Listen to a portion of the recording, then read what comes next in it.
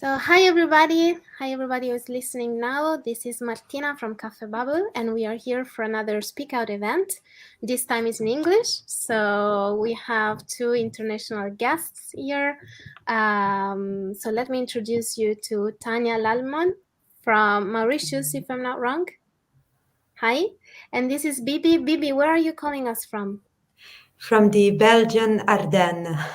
Wow. Okay. So, I just want you to know that this Speak Out event is taking place twice a month in both in English and in French, and this time we will be talking with Tanya and with Bibbi about digitalization and how it can save democracy. Also wondering if it's possible for digitalization and digital transformation to save democracy, or at least to be as inclusive as possible in terms of, be accessible for everybody. Why have we decided to discuss about this topic? But mainly because Tanya and Bibbi, they wrote an amazing article who's called "Let's Talk Digital" about a campaign that these girls will talk us about. I would like you to show the article a bit before going into the subject. You can find it on our Cafe Bubble website. It was written both by Bibbi and Tanya. And here you can find the whole story. It's really interesting and it's a long form, so you will have all the information here, but we will go through the article in a bit. Okay, let's go back. Why we have decided to discuss about this topic, because mainly digital transformation touches all aspects of life, and it is accelerating at greater and greater speed actually nowadays. So it's not only about computing power and connectivity, but it also increases availability of data and capacity to process it. So I think it's worth it to ask if it is completely inclusive or if it is not. At the very beginning of the article that Bibbi and Tanya wrote, you girls said that according to civil society organization across the globe, digitalization is not enough to guarantee democratic progress.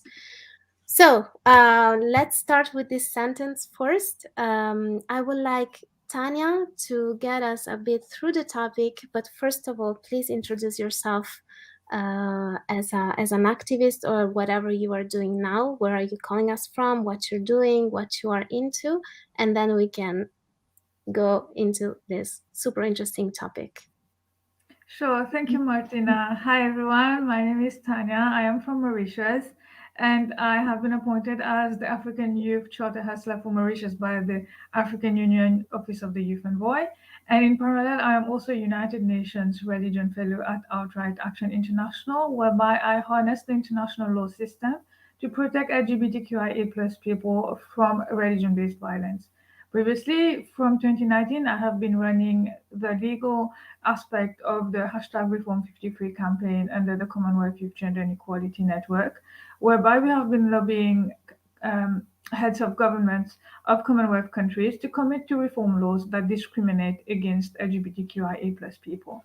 I am also a community leader for internet health at Digital Grassroots, where I strive to maintain an internet that is as open and inclusive and accessible as possible, especially now in the aftermath of a pandemic where most activities have shifted online. And to answer your question, Martina, sorry, we have seen how when a lot of activities shifted online during the pandemic, it did actually promote accessibility to a lot of those who did not have access to those places earlier because, for instance, a lot of events were held in person. And when those events turned virtual, they were accessible to all those who didn't have the means, for instance, to travel to those venues or who couldn't travel to those venues because of accessibility issues. However, shifting everything online has also widened the gap in so many instances. For instance, I have worked with a lot of young people from grassroots levels who do not have access to internet because the cost of mobile data is too expensive for them, or their country doesn't have the infrastructure for broadband internet. So, in a certain sense, the digital gap has widened in a lot of situations, while it has also helped inclusivity. So my battle here is to try to make it as inclusive as possible, so that the voices of those who go unheard are actually amplified. Thank you. Well, thank you, Tanya. You were was super explicative. Thank you very much for this. Also, I am really curious about a topic you mentioned in your article, which I think a lot of people are not familiar with, which I think is worth mentioning it right now, which is the, if I'm not wrong, the rainbow washing. So can you explain a bit better what are you referring to? What is rainbow washing? Absolutely, thank you. So, what we have seen how, for instance, during Pride Month, a lot of brands and a lot of organizations tend to show support for the LGBTQIA plus movement by maybe changing their social media accounts to the rainbow colors, or having their logos changed to rainbow colors to show support to the community. And of course, any type of support is welcome, especially for those who suffer from multiple layers of discrimination. So this really helps promote visibility of the issues and helps garner attention for resources and funding that minority groups might need. However, a lot of times the support is only through Pride Month, or at times there's no support at all. So in many instances, it's just a way for a lot of brands or corporates to just ride the bandwagon of LGBTQIA plus movements, to just capitalize on what's trending, to make money, to go viral online, so that more people are following them.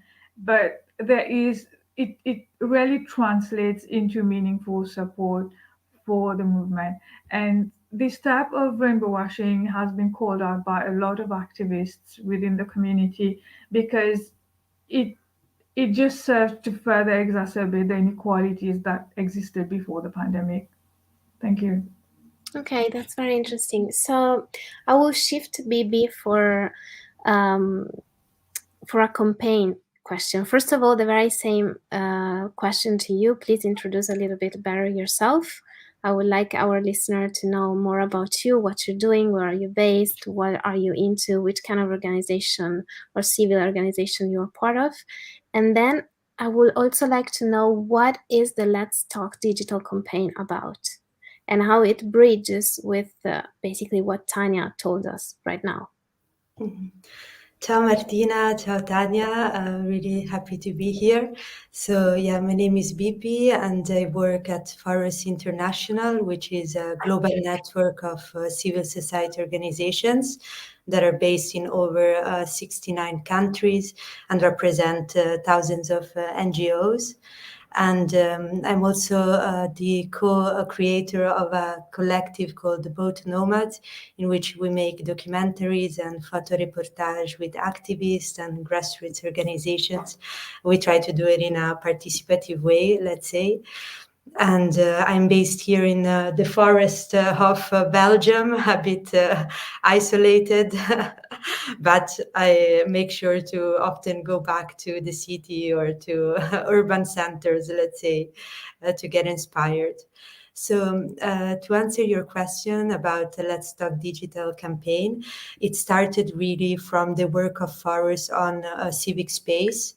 So together with Forus members and activists from all over the globe, we try to collect stories on what does enabling environment, what does civic space look like for people, especially after and during COVID? Are you allowed to go out and protest? If you protest, what are the consequences? Is the voices of civil society heard, or are they repressed either by governments or by other, public or private actors, let's say? So it really started from this broader context. And then after talking with Forus members and other movements, we realized that we couldn't talk about civic space if we didn't talk about digitalization. And this is how we started to collect stories from activists in Belarus or Nepal or Guatemala, or people really working on digitalization issues and what does that means for them. And this is the core of the Let's Talk Digital campaign. So it's basically people sharing their stories, for example, from Belarus, telling us how they use certain technologies like Telegram to organize protest, or our members Congop in Guatemala who have started training for indigenous youth online and this type of digitalization processes. And the campaign, it's open to everyone and anybody can share their experience. And we also recently launched a survey so that we can have more data about what people are afraid of in terms of digitalization, what they're struggling with. And if you want later, I can unveil some of the secret, the first respondents, let's Yes, say. absolutely. It would be great actually to Yeah, have some spoiler about that. Absolutely. voilà, that's it in a nutshell. Thank you. Okay, great. Well, scrolling your article, actually, yeah, that I want people also to read, there is a sentence that I really want to ask you about. You girls write, according to civil society organization across the globe interviewing for the Let's Talk Digital campaign, digitalization is not enough. Not least because it so often implies a Euro-centric approach. In the words of one activist, digital in its DNA does not have the word inclusion. So can you explain a little bit better what do you mean by this sentence? Why why digital in its DNA does not have the word inclusion in it? I think it's a really interesting sentence you just wrote. Both of you, whoever wants to answer, you girls choose. Or both of you, it's fine. Tanya, if you want to start, but... Sure, thank you. So, as I mentioned earlier, I am adopting a research. I'm carrying out a research actually, and my research has a decolonial perspective, because I'm trying to get back to the roots of how things were done, especially with regards to inclusion and integration of LGBTQIA plus people in society before colonization. And I have also seen that what happens in the offline world gets translated into the online world so much. And this is why there is a need for constant policies to be implemented and constantly changed to adapt to the situations when it comes to inclusion. Because not just in terms of accessibility of the internet, but because it's so difficult to govern the internet in the first place that the space itself is so fluid. For instance, we have seen a lot. There's been a rising trend uh, for social media companies to apply strict real name policies online. And this has affected a lot of people, especially transgender people, who use the digital space to gain support from others, from NGOs that support them, or who need hormones. And these are the only platforms that they can use to communicate with others. And when platforms like these enforce measures such as real name policies, then not only does it force transgender people to go against who they really are, but it also exposes them to a lot of dangers, especially in countries where the legislation criminalizes their existence. So it becomes easier for authorities to track them down. And we've seen how a lot of cyberbullying has translated into physical violence. So this is just one example of how there is more need to be inclusive in terms of the policies that are in place. And we've also seen how COVID-19 tracing has been used. Of course, it's important to trace contacts of people who have been infected to prevent the pandemic from getting worse. But it has been used as an excuse by a lot of governmental authorities to track down and persecute LGBTQIA plus people in countries where there is no hate crime legislation. So these are just a few examples of how many loopholes there still are in the digital space when it comes to policies, and this is why there is a constant need for inclusion to be incrusted in the DNA of digitalization. Over to you, Bibi. Yeah, thank you very much. That's very interesting. Bibi, I don't know if you want to add something. Yeah, no, exactly as Tanya was saying. I mean, the real question is who controls, for example, the digital world? How can it be something that everybody uses, but how can it be in the hands of so few, namely big tech companies? And I think that there is this really big debate going on inside ourselves and even in the public space about what does this mean for us as societies, as communities, and who owns the internet or the digitalization process. And there are a lot of activists like Tanya and others who are doing really amazing work to redefine what the internet means, to really go back to the roots, look at it and be, how do we want to craft it in a different way?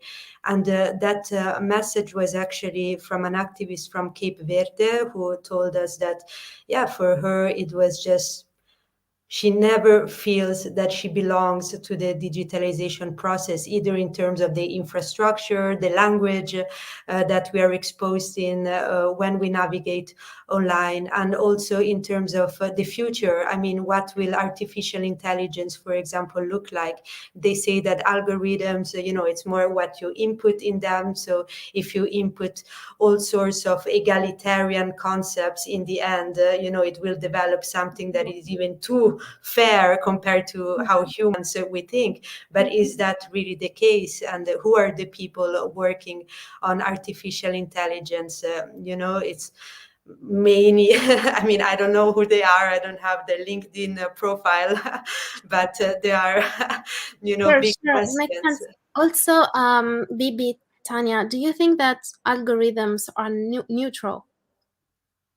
I mean, I know it's not that easy question, but are they neutral for real as they claim to be? Yeah, I mean, I had a big discussion with my brother who is really into digitalization, etc. And he's the one who told me, well, it really depends from what you input. For example, in case of artificial intelligence, right? The type of information that basically it feeds and then it will create its own scenario, which can be, let's say, neutral, but it's of course based on the information it gets. So I think that's the big question, like what type of information is inputted in these systems, and in case it's really well monitored and with this social justice and even climate justice principles in mind, it can even maybe help us as societies to develop better systems. But it's still, I really don't know how it's going to look like in the future. Yeah. Maybe Tanya has a better idea. Tanya, do you want to add something to this? Yeah, just to build on what Bibi said, it could be a really helpful tool to counter, for instance, climate change, and also help bring technology to all of those who could really use it to better the world. But there has to be a certain moderation. And again, I'm going to come back to the need for policies and regulation, because it is such a thin line between helpful technology and using technology to abuse human rights. And for instance, we've just seen how Facebook and Ray-Ban are now pitching their new AR glasses, and that is something that could totally be used for surveillance. And you could easily just be spying someone without them knowing. So there are tools like that who are being developed, and we really don't know how they can be applied. So there's always this need for us to be watchdogs and to just shout out whenever there's this risk that is being posed to the population in general. But as an activist for LGBTQIA plus people, I will say that those who come from minority groups are at an even higher risk of being further discriminated against. For instance, a lot of apps now require people to input, for instance, just simple fitness apps or wellness apps require people to input stuff like ovulation dates. And that is kind of the information that could totally be used and leaked and purchased by corporates and to to and could be totally leaked to cyber criminals, and these intimate details could be used to intimidate LGBTQIA plus people, Yeah. especially those who are already in vulnerable situations. So the algorithm has also worked against LGBTQIA plus people in a lot of ways. Um, Not just me, but a lot of organizations I have worked with, and a lot of my peers have gotten shadow banned by social media platforms in the past. We've had our ads taken down, we've had our posts taken down. A lot of them have had, it hasn't happened to me, but a lot of my friends have had their accounts being taken down.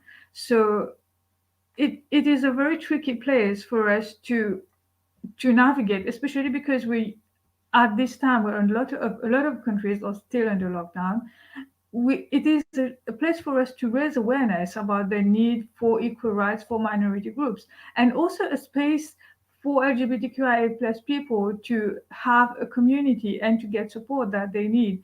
So when these channels are being blocked, it really shows how the technology is being further used to undermine the inequalities that exist in the real world. Thank you. Yeah, very interesting, Tanya. We have a comment that I would like to show you, which I think is really interesting to answer to. So I'll try to show on the screen. Let's see if I. Okay, yes, can you see it? So it's from Lea Marshall, and she asked, you girls, what do you recommend to foster inclusion in the digital world at individual level and maybe also at a political level, knowing the case of the algorithms, as you mentioned already? Whoever wants to answer, Bibbi or Tanya or the both of you, I think it's a really interesting topic to understand. I mean, I'm also very, very interested in the part of the individual level, because I think it's something that we really can take care of in terms of individuals. So I don't know who wants to start. Yeah, maybe I can try and then we can see. But also, for example, I think it's really linked to some of the findings as well that I was saying about the survey, and from the people that were interviewed and who responded, the three main things that people were sort of anxious about were cyber surveillance, then the second one, unequal access, and the third one was fake news.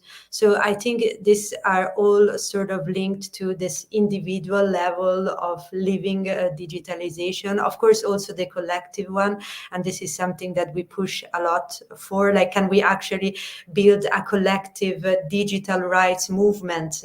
Because from the individual we can very well scale up what we demand, for example. Yeah, the algorithms, I think, as Tanya was saying, we really need to push at government levels digital rights, and not only in terms of privacy, but really in terms of, how algorithm works, in terms of digital literacy as well, in order to allow citizens to understand what is happening. Because if I was just in my living room, talking with my friends, and somebody was just looking from the window and hearing what I would do, I would be like, what the hell, like, go away. I mean, I would call the police. I don't know what I would do. I would tell my dog, okay, go attack. And so, but in the digital world, it's just we don't have this type of weapons. We are consumers in a way, but also we are in submission. We are dominated by this current model. So I think that there are a lot of international, let's say, local and national levels and spaces in which, as activists, we can go and sort of be, what are our rights?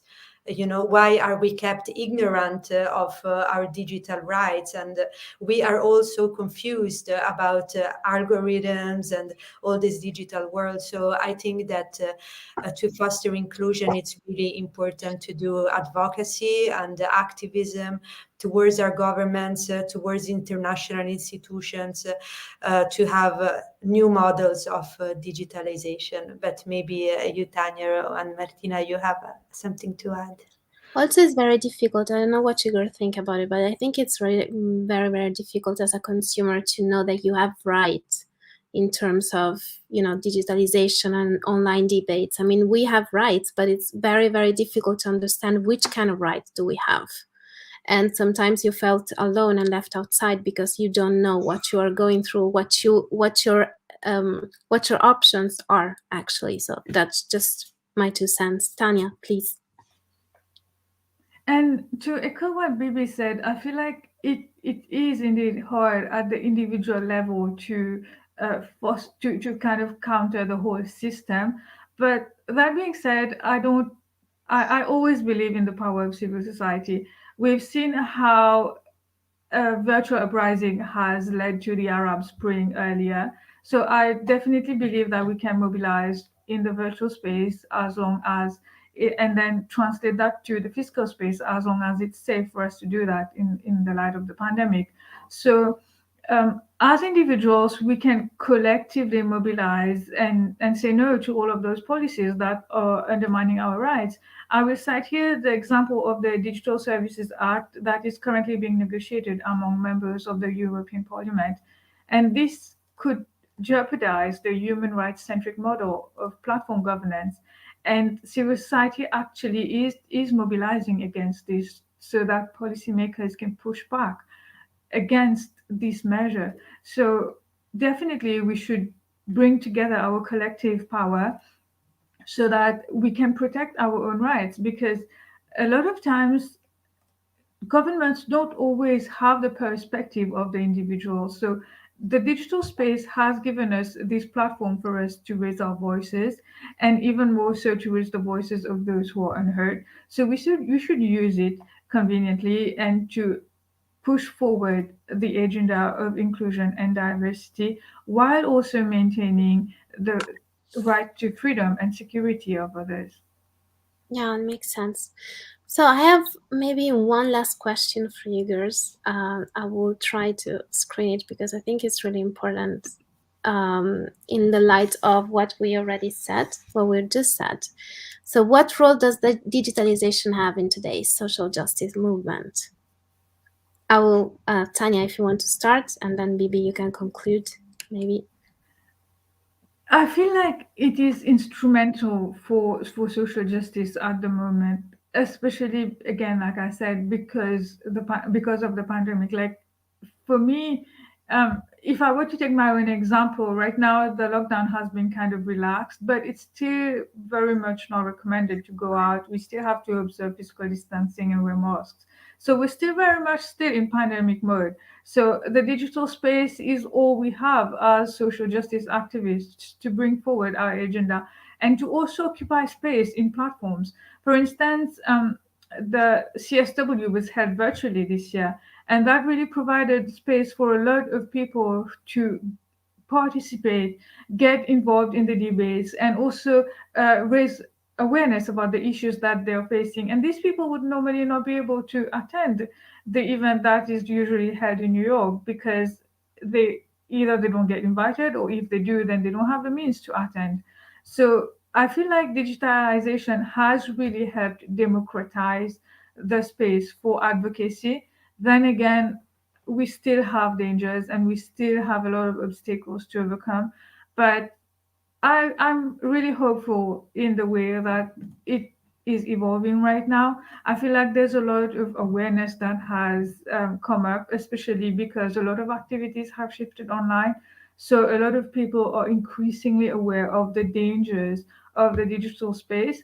And like you said earlier, Martina, I feel like there's a rising need now to educate people about their rights and what they can do to actually safeguard those rights. And I'd like to just have a plug in here about a research that I carried out earlier as community leader for internet health at Digital Grassroots, whereby we compiled a report that is accessible to anyone who's not really familiar with the technical jargon.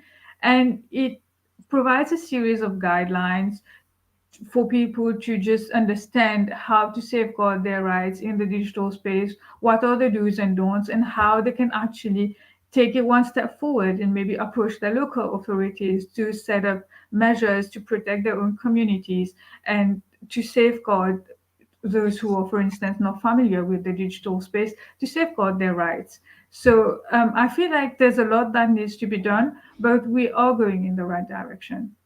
Great. Tanya, this report thing is actually very interesting. So if you can provide us with the link, maybe we can post it right at the bottom of the event so everybody can access it. I think it's really interesting and a very useful tool to have. So, Bibbi, sorry, do you want to answer this question too? Just to echo what Tanya and also you, Martina, were mentioning, I mean, digitalization already has a huge role in social justice movements, and it can be sort of this double-edged sword. It can mobilize people. For example, we have seen it in Myanmar recently, or even in a lot of the protests going on in Kathmandu, Nepal, feminist protest, and how on social media was really used to build bridges of solidarity between different movements and international bridges of solidarity, right? But we have also seen the risks of this sort of hashtag activism, where, of course, you take space online, a bit like what Tanya was saying in the beginning, rainbow washing.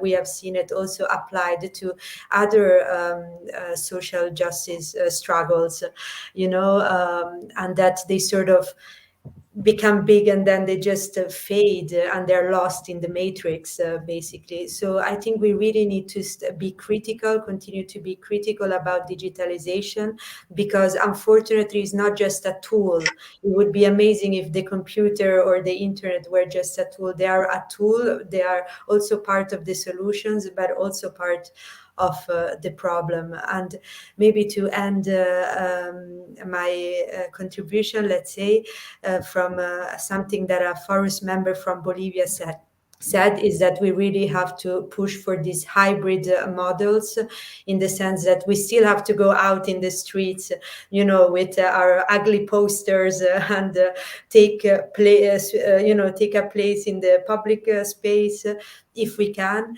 But at the same time, we have to make sure to have a voice online, and also to help through capacity buildings communities that maybe are in the rural spaces, have less access, or for whom it's dangerous to go out in the street, maybe people struggling with disabilities, or even activists who do want to remain anonymous, and to help them build a safe digital space.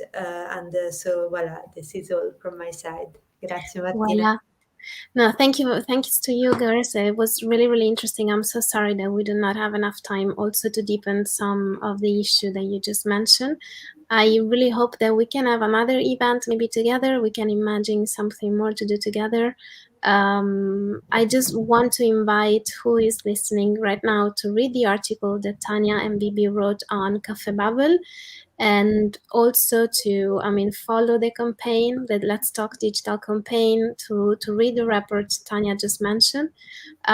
So you can be as informed as possible about this whole process. I think it's really interesting. So thank you very much, girls, for being here with us, and I'll see everybody on the next Speak Out event, and have a great weekend. Grazie. Ciao. Ciao ciao. Thank you Martina. Thank you Caffè Babel. Ciao Tania.